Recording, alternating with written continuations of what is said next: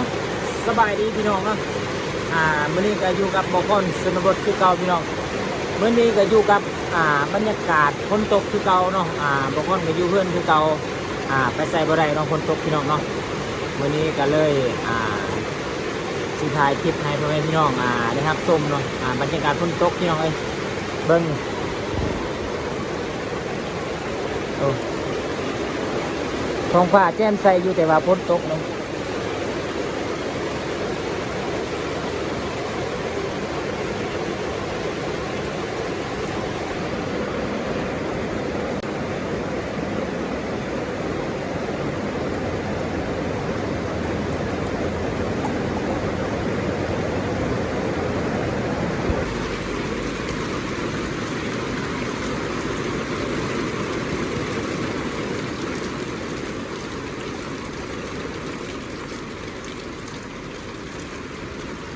ใครแน่ฝนตกน้ำนี่เนาะลมมันบ่แห้งพี่น้องเอ้ยนะตกมาบัดเดียวแล้วก็เงียบเนาะฝนตกย้ำนี่ก็แบบนี้แหละตกบักแห้งๆนี่แต่หยุดบัดเดียวเลยพี่น้องเอ้ยเบิ่งโอ้หยุดเลย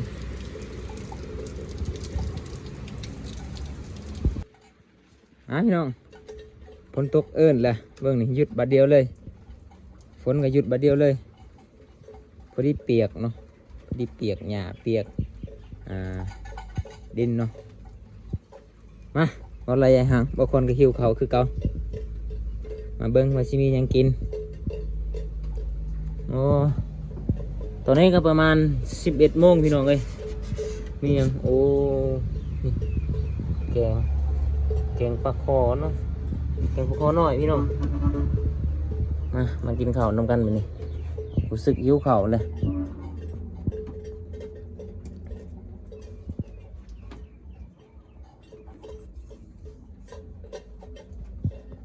โอ้อาหารพี่น้องเลย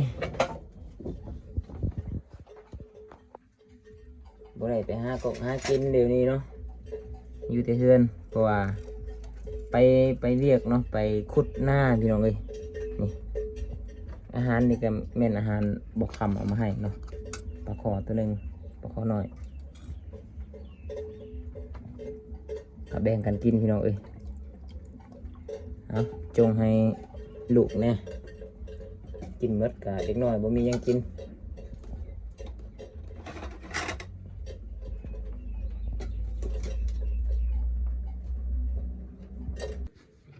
นี่พี่น้องอาหารเสริมก็คือปีกล้วยเนาะนี่แจว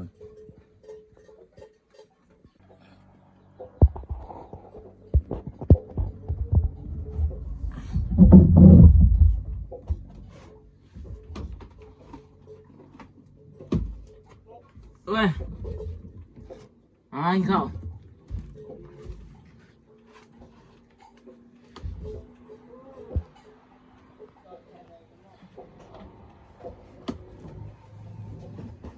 กลับบ่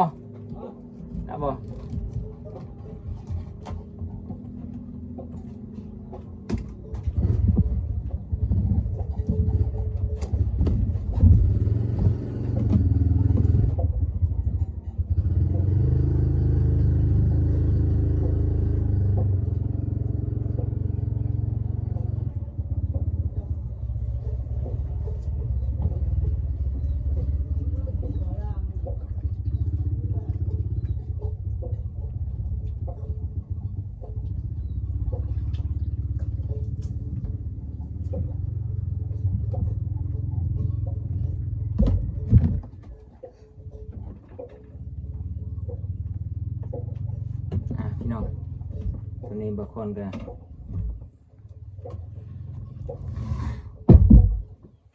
พาไปกล้วยเรียบร้อยแล้วเนาะ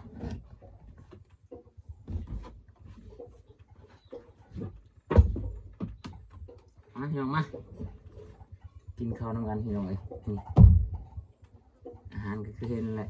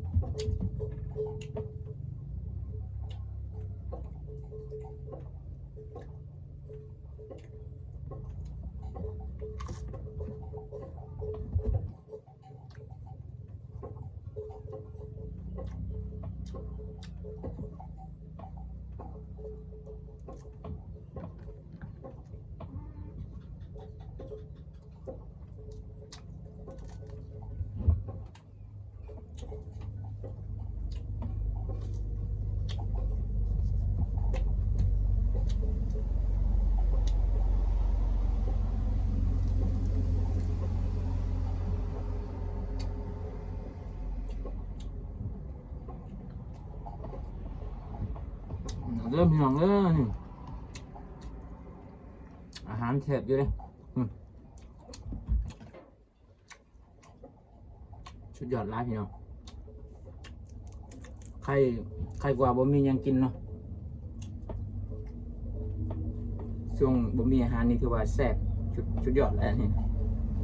ปีกล้วยนะแซ่บแล้วถ้ามีอาหารกับปีกล้วยกับบ่แซ่บปานใด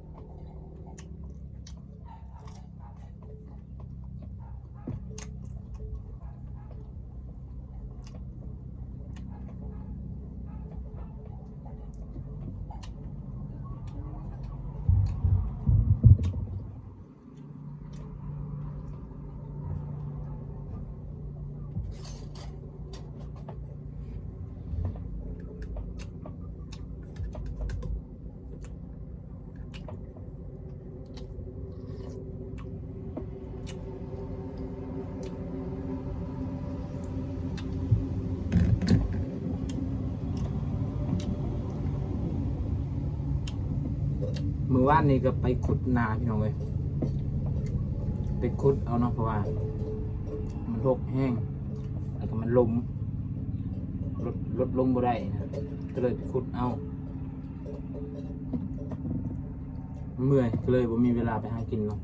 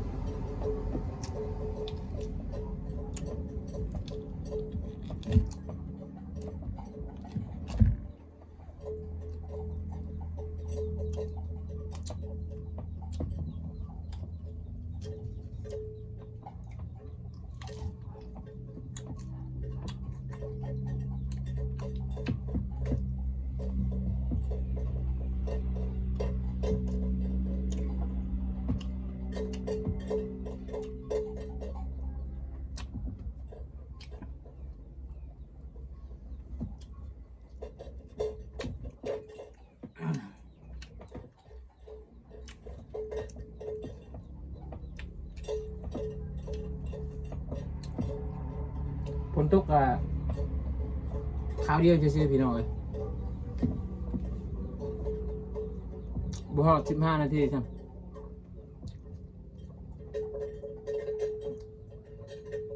ตกมาว่าบัดเดียวแล้วก็เงียบเลยชั่วคราวตกชั่วคราวนะไม่ได้ตกโดน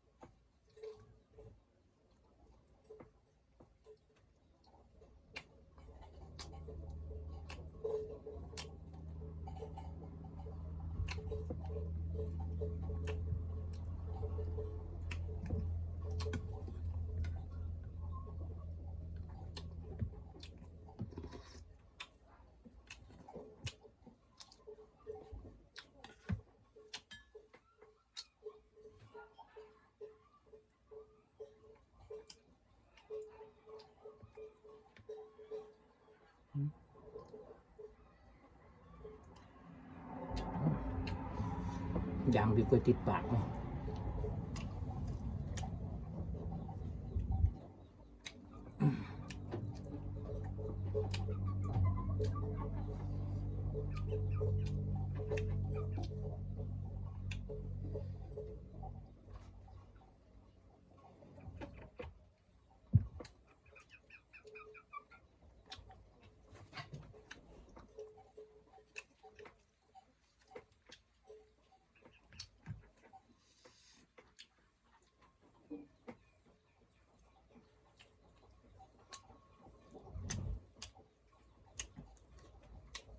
โอ้ยพี่น้องเอ้ย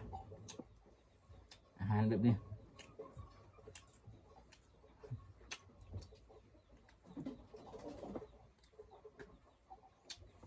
กินเพื่ออยู่รอดพี่น้องเอ้ย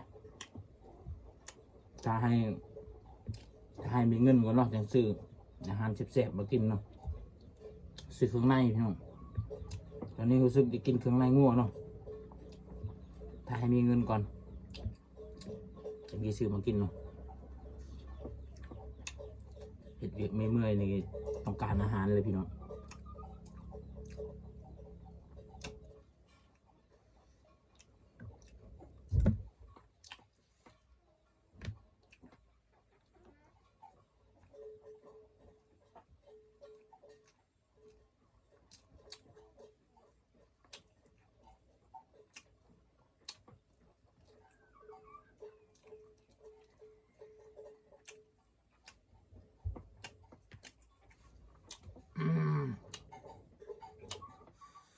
ส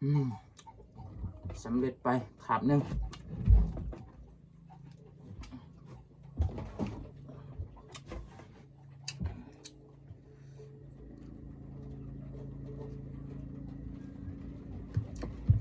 ยังโบอิ่มบันไดพี่น้อง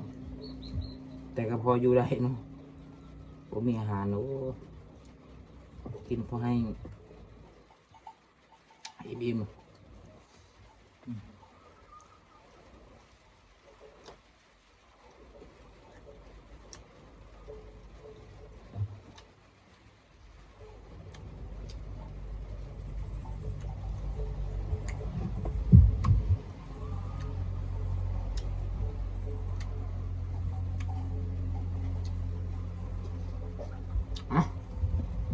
สำเร็จพี่น้องอิ่มแล้วเนาะ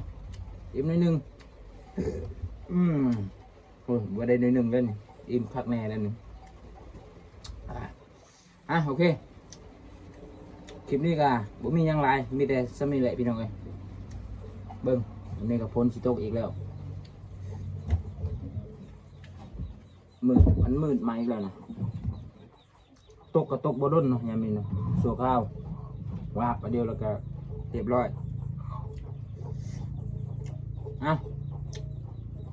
บอกก่อนขอจบคลิปก่อนพี่น้องสำหรับคลิปนี้เนาะผมมีอย่างไรมีแต่จะมีแหละเจอกันในคลิปหน้าเนาะโอเคบายพี่น้อง